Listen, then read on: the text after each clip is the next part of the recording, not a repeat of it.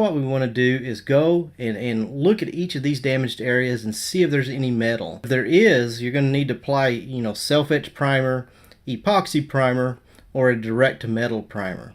Now what we chose to do, we just had several small metal spots showing. So we just got the spray can, the Eastwood spray can self-etch primer.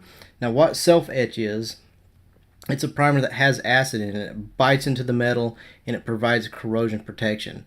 And I prefer that if I have small burn throughs, just small metal spots showing.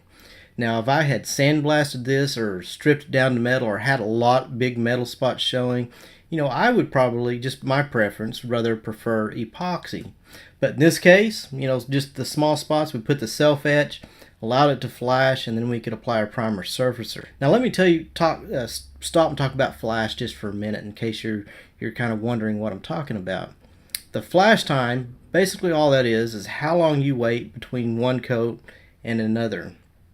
So for example, we allowed it to flash 10 to 15 minutes before applying the primer surfacer. So we allowed it to dry for 10 to 15 minutes. Now you also got to keep in mind, if the technical data sheet says 10 minutes, that's usually in laboratory conditions, maybe around 70 degrees. So if it's 60 degrees in your shop, well, 10 minutes is not going to be enough. You're going to have to allow that dry just a little bit longer. On the other hand, if it's 100 degrees, it's probably going to dry a little faster. So you got to kind of keep that in mind as well. But self-etch primer has the acid in it, and so you got to be careful. That acid, it can attack some of the coatings underneath, so you don't want to put that on too wet. You just want to dust a couple of light coats on. If you put it on too wet, it may attack those coatings and you may have some wrinkling.